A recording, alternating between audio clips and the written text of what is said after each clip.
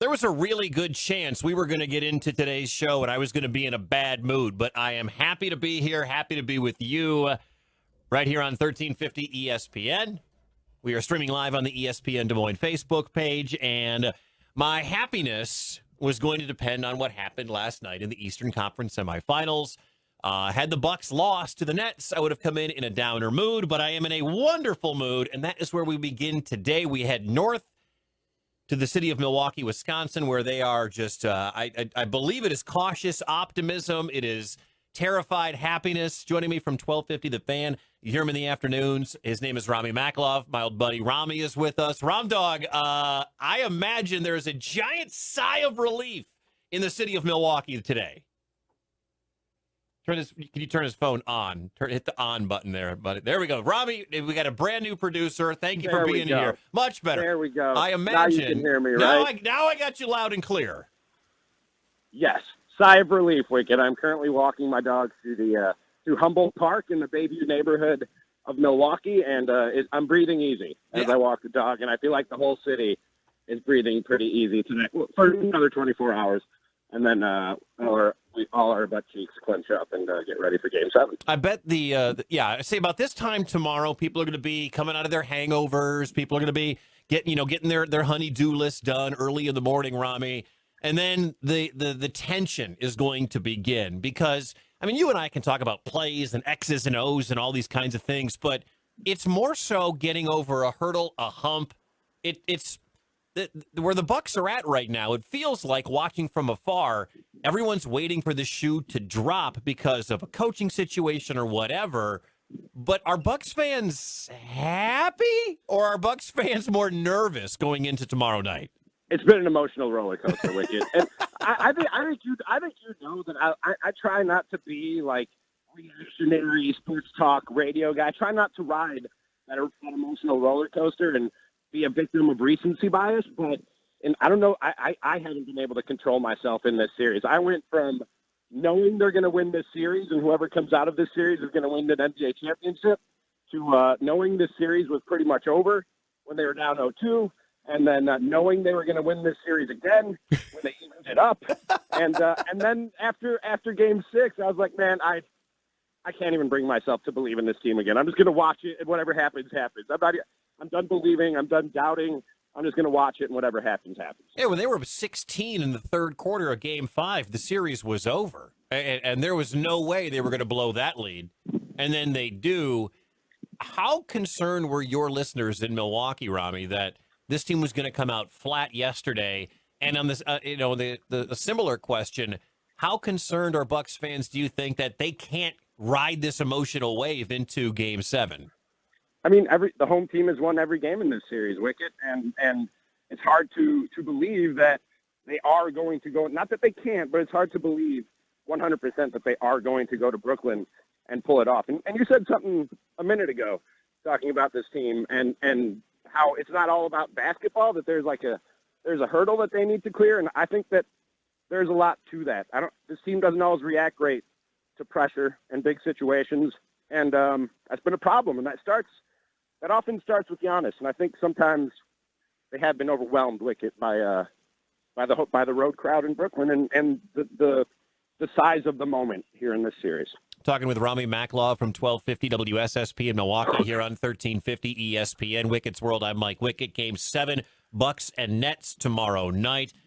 We are finding out just how crazy people are right now in Milwaukee. I notice on social media and listening to Milwaukee sports radio, like you guys on 1250 The Fan, I don't want to say fans are turning on Giannis, but is the mood a little different for Giannis from fans towards what he's able to do and grabbing and pulling this team and trying to get them over that hump?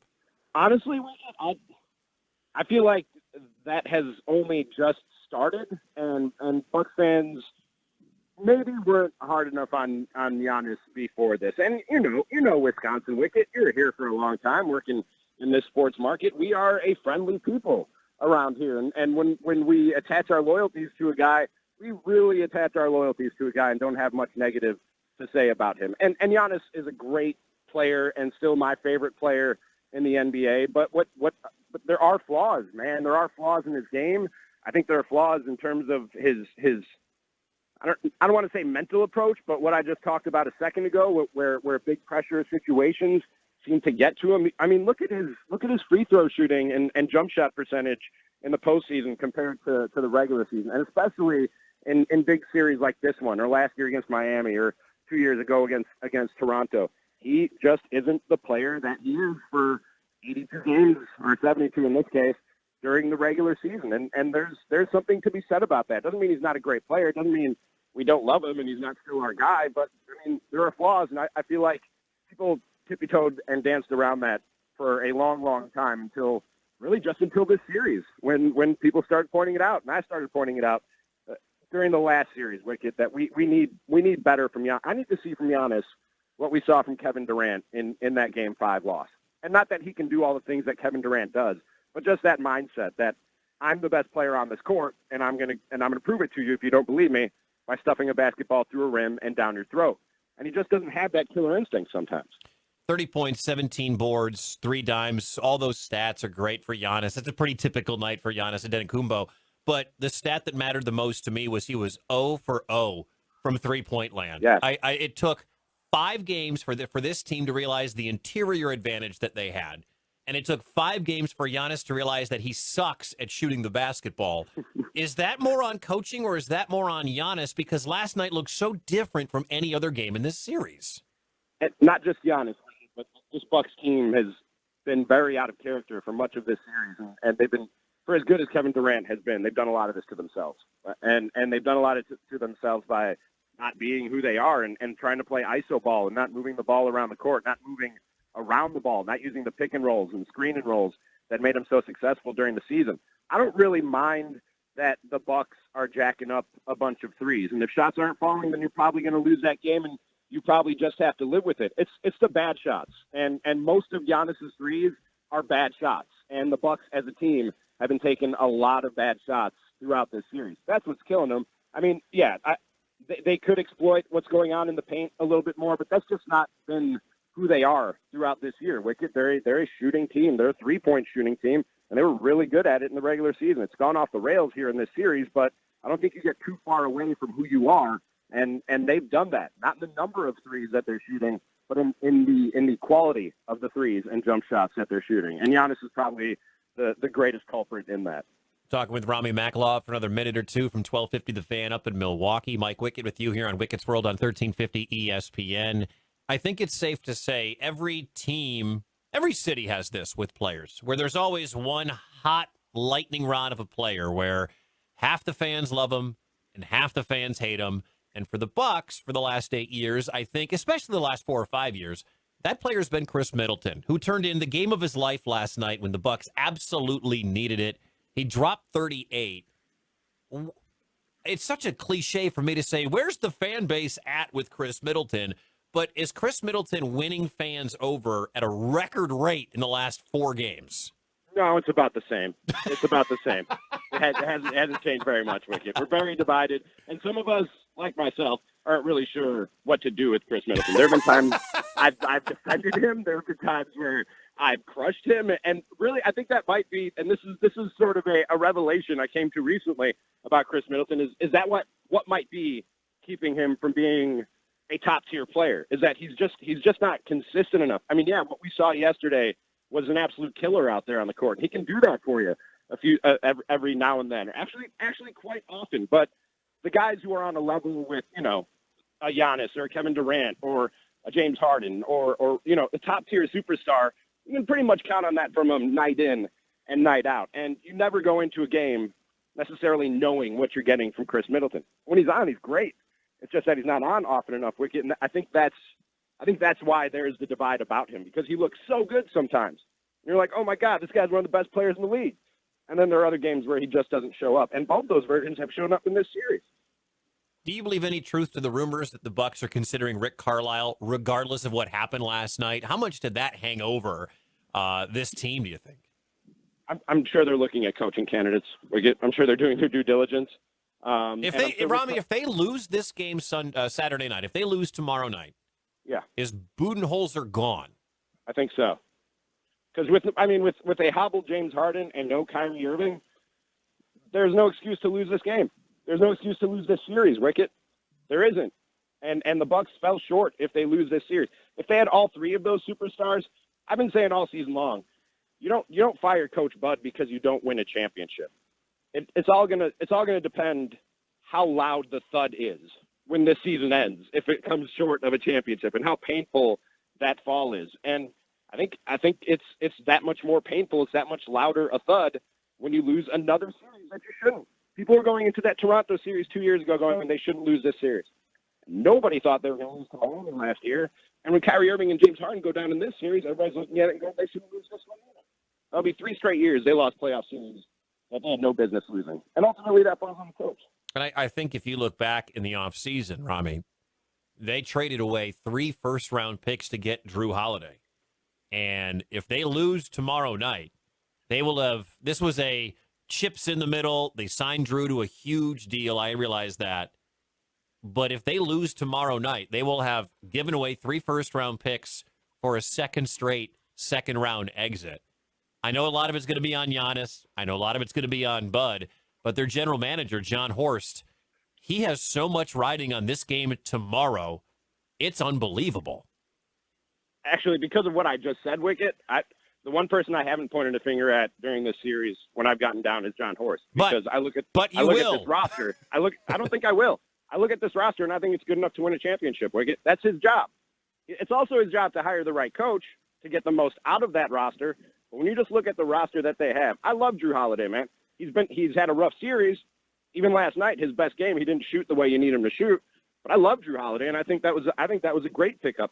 And I always caution people, whether it's a trade like a Drew Holiday or a free agent pickup, don't judge the whole thing on 1 year, and especially not the first year. You made a 4-year investment in this guy. That means that you're gambling that in the next 4 years, you're gonna get where you're trying to go with him. You're not gonna win championships every year. You sign guys to 4-year deals to give yourself a good chance at a championship for 4 years. I don't think it is a win a title or fire Horst, win a title, whatever. I think if they get to the finals, that's the next hump. You're a Chicago Bulls fan. You know how it took them a while to get out of the East and get to the NBA finals. It takes teams a while to build. I think that the traditional route the Bucks are on, the trajectory this year points to a finals. If they don't win the whole thing, but they get to the NBA finals, I think that is a step in the right direction. That's I don't know if they make a coaching change then, but I think that's the next progression in the story of Giannis and this Milwaukee Bucks team. See, Wickett, and I'll go back to what I said when this series started, even though I've kind of wavered on that. When I look at this thing, when I remove my emotion and recency bias from it, and I look at this thing and the Bucks and the Nets, I think that whoever comes out of this series should win an NBA title. If the Nets are healthy, they're probably the best team in the NBA. And if it's not them, then it's probably the Bucks. I don't see anybody coming out of the West who I look at and say, that's probably not a series that you should win if you're the Milwaukee Bucks. And ultimately, that's what I'm going to judge the ending of this season on. Mostly Coach Budenholzer. I don't think John Horst is going anywhere. I don't think there's going to be a major roster shakeup. I think your big three will still be Giannis, Middleton, and Drew, and we'll see what they put around that. But as far as Coach Bud's future goes, if they lose a series that they shouldn't lose, I think that ultimately, fair or not, falls on his shoulders. Well, I was going to say, you've spent so much time waffling on this conversation that you belong down in that Waffle House with that guy from Mississippi who spent 24 hours. Ramie, the next time I have you on, we will dissect what 24 hours in a Waffle House really means. Because it's the stupidest and most awesome thing in the entire country right now. And Amazing. I wish we had more time to talk about it, but that's where you belong, considering you have no real opinion on the Milwaukee Bucks and Nets series. I just gave you the Bucks are going to win tomorrow. You gave me all of the opinions. The Bucks are going to win tomorrow. How's that for you? Hot take. Bucks in 7. Bucks in 7. Ramie, appreciate it, my friend. Good to talk with you. We'll do it again soon. Anytime, Wickett. See you later. That is Ramie Makhlouf. You can follow him on Twitter at Ramie is tweeting. Hear him weekday afternoons on 1250 The Fan, WSSP up in Milwaukee. If you don't know what I'm talking about with the waffle story, it is the biggest story in the country. It is trending all over. It's ridiculous and awesome all at the same time. We'll talk about it coming up next on 1350 ESPN.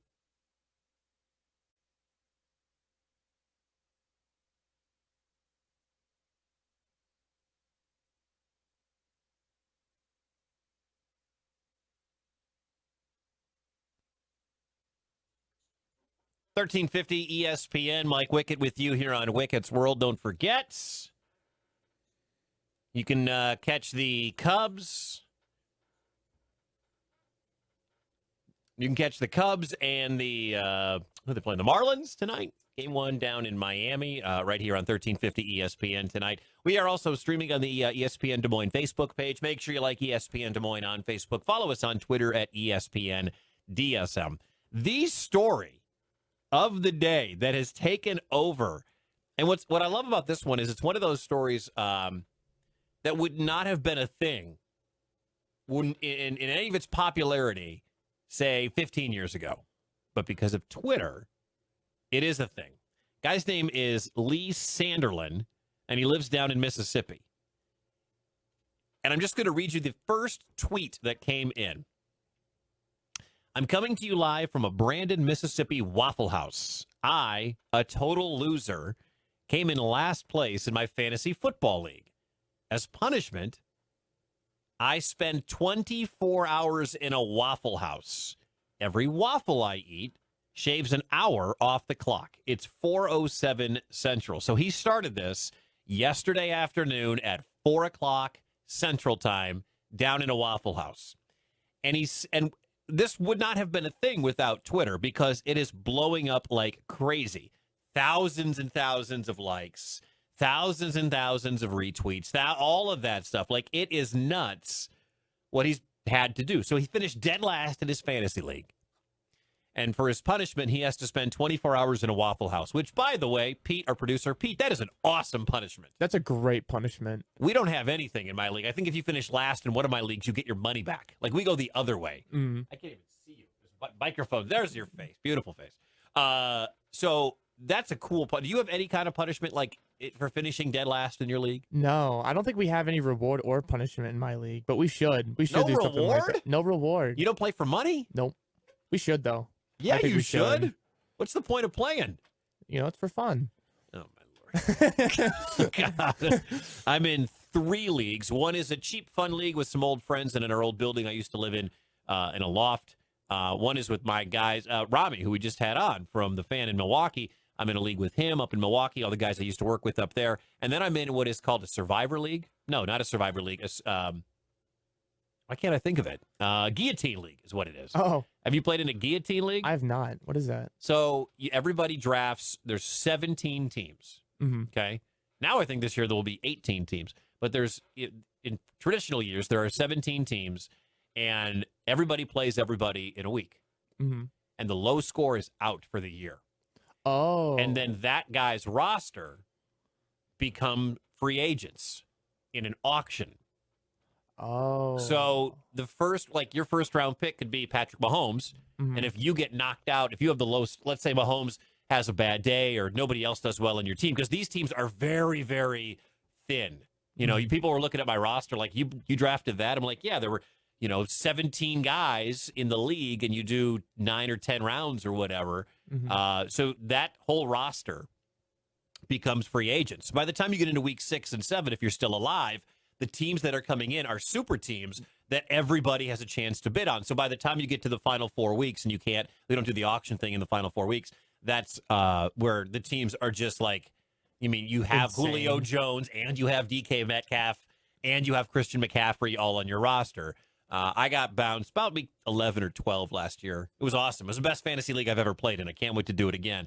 But we didn't have any punishment. We did play for money. Mm-hmm. The embarrassment was if you got knocked out the first week. Like my buddy Travis, who lives here in Des Moines, he got knocked out week 1. That's tough.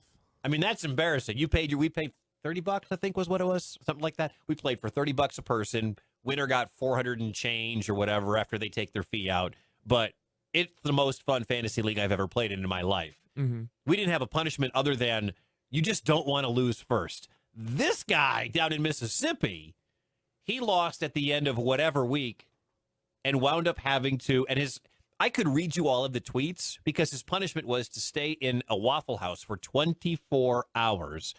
And have you been to a Waffle House, Pete? Oh, yeah. Okay. You go to school at Mizzou. There's Waffle Houses down there? There's like 3 Waffle Houses Okay. down there.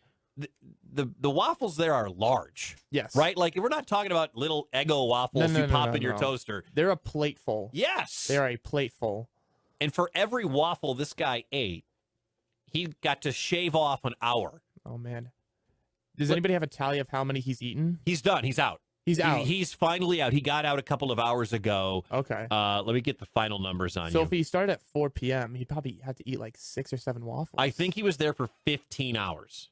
He ate 9? I think he ate 9. Oh, Let me confirm that, because he talks about how he just feels like death. I would too. He wrote, this one came in from him around 6:30 in the morning. The sun is rising. It's a new day, and I'm never eating waffles again. That's 9 waffles and 15 hours in this restaurant. Ooh. I hope he tipped well, right? Like, I mean, he stuck around. You know how there's the lingering customer, and I imagine this Waffle House wasn't that busy for the entire 15 hours. But you know, if you've ever worked in the food industry, there's the one guy that just orders coffee the whole time and never leaves. That guy's the worst. Yeah. Nobody wants that guy because he's not adding anything to his bill. He's just having coffee for 3 hours. Maybe he's got something to do. Maybe he just needs to be alone for a little bit. I do hope this guy tipped very, very well. He had to have. I would think. 9 waffles, 15 hours. He said, shout out to the staff for letting me hang out on a slow night. I tipped them very well. Don't worry. I want to know what that number is. Because what do you think the right tip there is? I mean, each waffle is what, $3? Something like that, yeah. And he ate 9. Probably had some coffee. I would imagine he didn't have anything else to eat. Why would you waste the space on anything besides the waffles to shave off an hour? A couple of times he talked about how long it took him to eat the waffles. Because those things are massive. And I think when you get to waffle 6 or waffle 4, you start to hate waffles. Like, I'm not that big of a waffle fan personally. But this guy wound up eating 6. His team, by the way, was terrible. Carson Wentz, bad. Josh Jacobs, underachieving year last year. Devery Henderson, horrible, especially at the end. DJ Moore, good pick, but often would have that 0-catch game or that 2 for 22 catch game. Nelson Aguilar had some big games, but that's not a consistent fantasy wide receiver.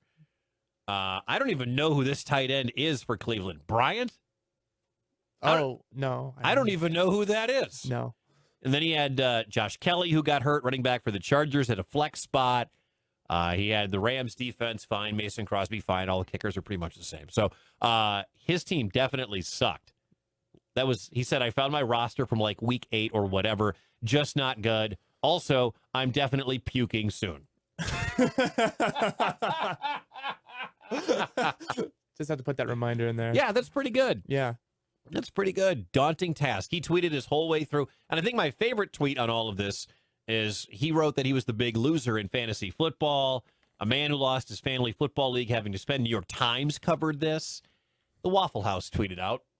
I like this. The Waffle House tweets out, sounds like someone won his fantasy football league, not lost. Well done. Great tweet. That's pretty well played by the Waffle House. Do we have Waffle Houses up here in Des Moines? I don't think so. I'm not even sure. Like, I've been to one. I've been to one in Kansas City. That's the only time I've ever been to a Waffle House. It's like right on the border between Missouri and Kansas. Yeah. But I don't know if there are any this far up north. I think the most northern one is like Indiana. Okay, so it kind of goes around us. Yeah. The Waffle House. Okay, gotcha. All right. Well, I don't know again, our punishment is just embarrassment, and you don't get any money. You know, you lose, or in one league, if you finish dead last, you win the loser's bracket. You actually get to get your money back. Yeah. But this is pretty awesome for them to. I'm trying to pinch out here the map to see how far south. No, yeah, you're right. There are 642 down in the south. The closest one to us, I think, is in Kansas City. And then, like you said, in Indiana is the furthest north. There might be some in Pennsylvania, too. So there are 1,046 stores in the Waffle House chain. This guy spent 15 hours in one of them. My God. If you had to pick a restaurant to spend an entire 24 hours in, what would you pick? Oh. And this is not to dog on Waffle House. Like, I'm sure some people really, really This love might be Waffle a weird House. one, but I'd pick Applebee's. Okay. It's a nice establishment. It's nice, and it has a lot of food you can choose from. Yeah, it's a nice establishment. I mean, Waffle Houses aren't exactly known for their being the cleanest places on the planet, or, Waffle House isn't exactly known for being the most uppity restaurant in the world. Like, it's a truck stop, greasy spoon, kind of anything goes kind of restaurant. Yeah. He wrote, real quick before we get out, I know we have to go to break, 2 back-to-back tweets from this guy. Again, his name is Lee Sanderlin. He's on Twitter at Lee O. Sanderlin. He's a writer, by the way, a journalist for the local paper down there. He says, they're going down like cement now, and the heart is beating real heavy like. I'm the only non-employee in here. Got half of Waffle 6 left and so many hours. Followed by, damn, this 6th waffle is not going down. Got my first shift change here, and the homies are getting a good tip. Looking to rally. Those waffles are so big, too. Like they're big. Like, that's a lot. That's a feat in itself. It's almost like a man versus food sort of thing, Kind of. Yeah, but this is like Survivor meets man versus food exactly. meets fantasy football. We're going to hear from it. The conversation last night, if you're watching that basketball game, one of them is all about how to guard Kevin Durant. And P.J. Tucker of the Milwaukee Bucks had some awesome comments about battling Kevin Durant and what his job was. You'll hear him next. Trust to keep trusting one another, keep trusting our habits, keep making it tough for them. Unfortunately, Game 5 didn't go our way, but it was a good game. We pushed them to the limits. That's Giannis Antetokounmpo. He was talking after the win yesterday. The Bucks beat the New Jersey, check that, Brooklyn. Ooh, it's only been a few years, Wickett. The Brooklyn Nets in Game 6, setting up a Game 7. My name is Mike Wickett here on Wickett's World on 1350 ESPN, ESPNDesMoines.com, on Twitter at ESPNDSM. There's been a lot of talk about Giannis, and I've spent a lot of time on this show talking about Giannis, being a fan of Giannis, having talked to Giannis before, and watching Giannis grow from this skinny, kind of gangly dude that was growing, I should say, when he came over from Greece, when he was picked, and no one knew how to say his name, and half of the world still doesn't know how to say his name. And to see his game and his body completely transform over the last 8 years has been unreal. But what Giannis lacks is the ability that Kevin Durant has. And, one of the things people have been talking about with Kevin Durant for his entire career, especially when he left Oklahoma City, was he has to go somewhere with help, that he can't be the man. He had to go join up with Steph Curry and Klay Thompson in Golden State, and they won a title. He goes to Brooklyn, where Kyrie is. They have to bring in James Harden. And the question has always been, can Kevin Durant ever be the man without another superstar? Well, the problem, look, the NBA today, nobody can win in the NBA without another superstar or another, couple of really good players. Michael couldn't do it back in the day. Nobody could. We've talked about this. Everybody knows it. You just can't. Listen, if James Harden can't play tomorrow night or goes out like he did early in this series in Game 1, and there's no Kyrie, and it comes down to just Durant and the rest of the guys, I think the Bucks probably win by 20. But that's what they won by 15 last night, but James Harden played. He's about 75% or whatever the case may be. But the question about Kevin Durant is always going to linger until he does it on his own or can pull and be the man. He was the Finals MVP with the Warriors. But you also have the 2 greatest shooters maybe in the history of the NBA, or at least the greatest shooter in the history of the NBA in Steph Curry and also Klay Thompson. But what he did in Game 5 earlier this week was incredible. One of the great performances you'll ever see in an NBA playoff game. And the Bucks had no answer. It's hard to guard Kevin Durant. Just so you know. Doesn't matter who you are. It's hard to guard Kevin Durant. And P.J. Tucker was brought in at the trade deadline by the Milwaukee Bucks specifically to try to lock someone down like Kevin Durant. Again, it's really hard to guard Kevin Durant, regardless of who you are. But yesterday, and the last game they played in Milwaukee in Game 5, or I'm sorry, in the last game they played last night in Milwaukee in Game 5, the last time they were in Milwaukee in Game whatever, you know what I'm trying to say. He has been physical. Did you just get an email there, Pete? Yeah. You did? Yeah. He was physical in Game, 4 was in Milwaukee? He was physical in Game 6, which was in Milwaukee. And P.J. Tucker was asked about his battles. This is a great soundbite. His battles with Kevin Durant. He's gonna score. So what do you mean how you gonna deal with this? There's nothing you can do. You can fight him as much as you want. He's gonna hit some crazy shots. He's gonna score a lot of them. It's gonna happen so much. I gotta switch it up. I gotta give him different looks. I can't guard him the same every time. I pick him up full court sometimes. Sometimes I fight over. Sometimes I try to get under. Sometimes I try to do everything I can, any type of advantage to make him not score, but he's gonna do it. So I don't get frustrated. It's gonna happen. You gotta go next play. What we can't do is get frustrated with him scoring. Now people start trying to help, and now everybody else starts scoring, and that's when it gets ugly. And that's when Game 1 and Game 2 happens. So my job is to keep him in front, fight him as much as I can, and make sure that nobody else has to help, so they can stay home on their man. That's my job. Kevin Durant had 32 last night, shot 15 of 30. He was 2 of 8 from 3. He was not nearly as unbelievable as he was in Game 5, because Game 5 was just nuts, 49 or whatever he had. I mean, it was insane. And the difference between a guy like Giannis and a guy like Kevin Durant, it's obvious. I don't think Giannis will ever learn to be a good jump shooter. Kevin Durant made his career out of being a good jump shooter. And I think Kevin Durant is an underrated defender. If you watched that game last night, how many blocks and how many deflections and how many times did Kevin Durant disrupt interior passing by Milwaukee? He's done that for most of his career.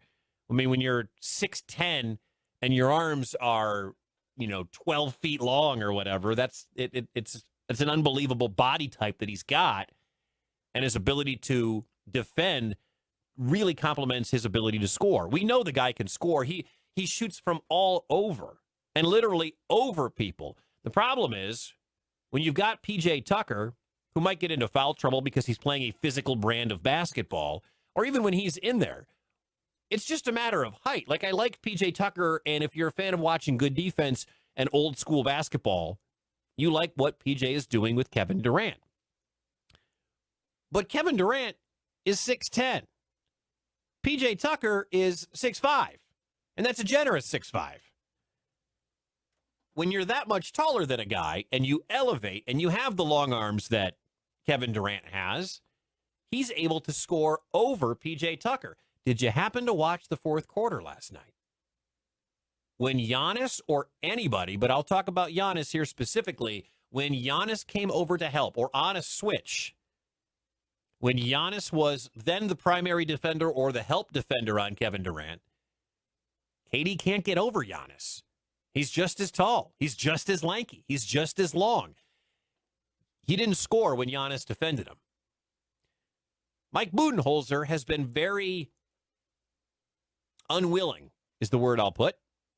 Mike Budenholzer has been very unwilling to make any sort of defensive adjustment until last night.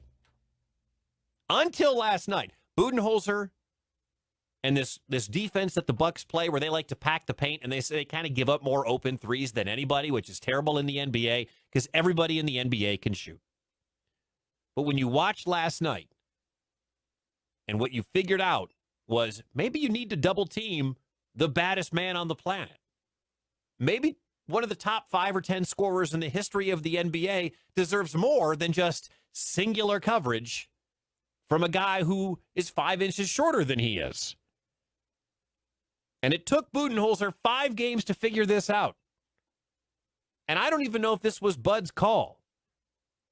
Because the players are getting frustrated. They hear it. Giannis is the defensive player of the year last season. There have been 3 guys ever to win MVP and defensive player of the year in the same year. Hakeem Olajuwon, Michael Jordan, and Giannis Antetokounmpo. But the defensive player of the year for the Bucks was never put solely on Kevin Durant until last night. And it wasn't even, he didn't draw him. It was still P.J. Tucker or Chris Middleton or whomever. If the Bucks want to win this series, you have to do everything you can if Kevin Durant is going to be having one of those nights. And if you're a Nets fan, you better be darn sure that Kevin Durant is going to be given the ball every single time down the court. At one point last night, in the third quarter, he scored 10 straight for Brooklyn. If you're the Bucks, counter to that, if you're the Bucks, you can't allow that to happen. If Joe Harris is going to beat me, All right, fine. But I'm not going to let Kevin Durant just go off for 60. You got to figure out a way to stop that, man. You don't have a full 100% James Harden. Joe Harris has had a terrible series so far. You think Blake Griffin's going to be the one to beat you, or Jeff Green's going to be the one to beat you? If you're the Milwaukee Bucks, you have to figure out a way to stop that dude. All right? And he had 32 last night, and that was a bad night. But a lot of that happened in the fourth quarter. A lot of the missed shots, a lot of the contested shots, a lot of the shots where Durant didn't get good looks came in the fourth quarter. And that's when the Bucks finally, the light went on. Hey, we should double this guy. They didn't double him once. Now, him driving into double coverage is not the same thing as when he gets the ball, a second defender coming over to help double team. That's not the same thing, all right? But last night, you actually saw it. You saw Brook Lopez drift out. You saw Chris Middleton drift over. You saw Giannis help and get put on him on the switch. The difference in this game is going to be the Bucks' defensive adjustments, what they can do, if they can slow down Kevin Durant. And honestly, if James Harden can step his level of play. He has no bounce. The hamstring is still a worry, still messing with him. But it's going to come down to those two guys right there. This is Game 7. It comes down to your stars. You can take your Pat Connaughtons and your Joe Harrises and your Jeff Greens, and you can throw them by the wayside. This comes down to Giannis, Chris Middleton, and Drew Holiday for the Bucks. And this comes down to the baddest man on the planet, and Kevin Durant, and James Harden for the Brooklyn Nets. I don't think Kyrie plays tomorrow night. If he does, he's in that conversation as well. Game 7, it's going to be a war. Pete, who's going to win tomorrow night? The Nets or the Bucks? I'm going Bucks. I'm going to be honest. I'm going Bucks. I think they have kind of they know what, I think Ramie said it well, is that they didn't really play like themselves for most of this series. And I feel like now they're kind of in a position to be like, okay, now we know what we're doing. And I think that, I don't know, this is the first away win that we're going to see in this series. You got a bright future in this industry. You're a smart man, Pete. I appreciate that. Up next, LeBron says he called it. I call BS on LeBron. We'll talk about it next.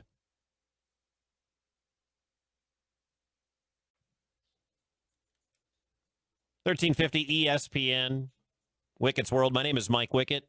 Thanks for hanging out with us tonight. So we have the Cubs and Marlins pregame at 6:30. First pitch at 7:10. Cubs lost 3 out of 4 in New York. They fell to the they won last night. They beat the Mets 2-0, but they dropped the first 3 of the series at Citi Field.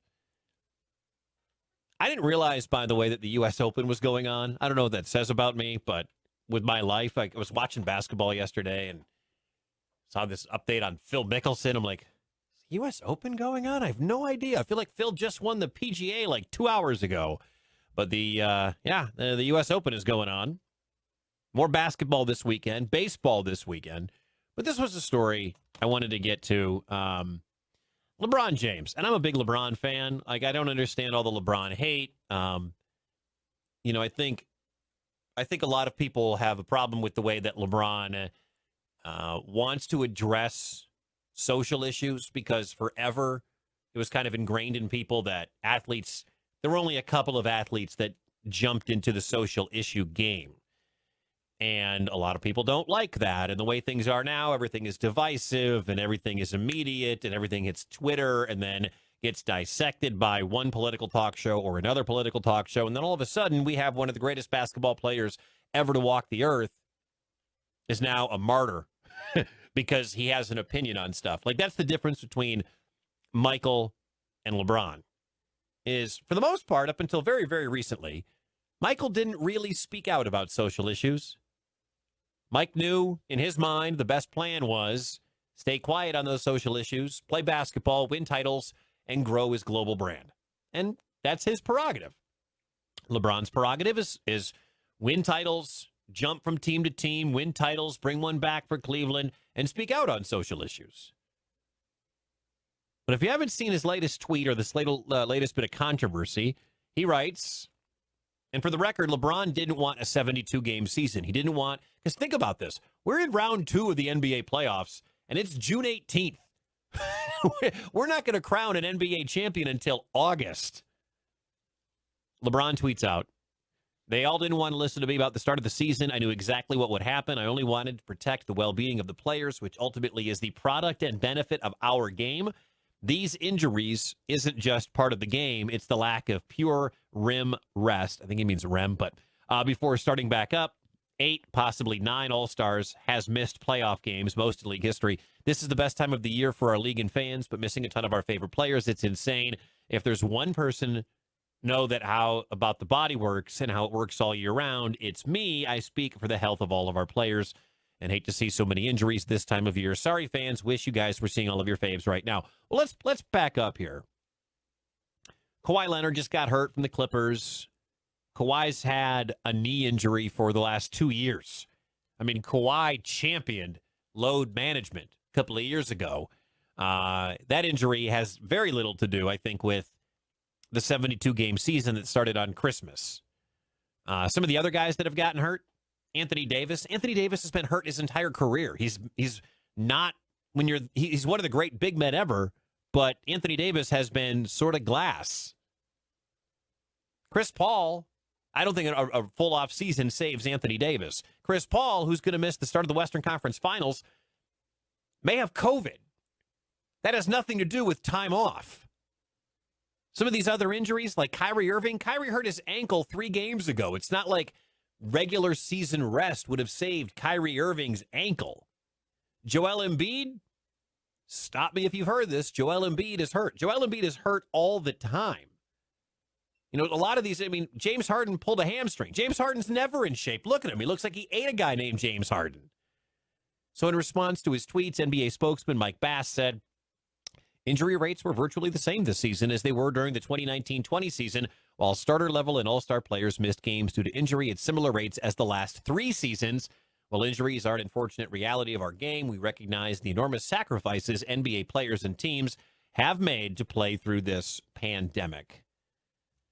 He's right. Like the offseason being short has nothing to do with some of the injuries we're seeing. A lot of these guys get hurt. A lot of these are freak injuries. It's just the way that it goes down. It sucks, but LeBron's wrong on this one. And I'm a LeBron guy. I support a lot of what LeBron stands for, and I love watching LeBron play. But he's wrong on this one. Pete, thanks so much, man. Have yourself a good weekend. Thanks to Ramie Makhlouf for joining me. My name is Mike Wickett. If you missed anything, podcast it at ESPNDesMoines.com. We'll put it up on Facebook as well. Cubs baseball tonight here on 1350 ESPN. ESPN Radio takes you the rest of the way. Have yourself a great weekend and a happy Father's Day to my dad.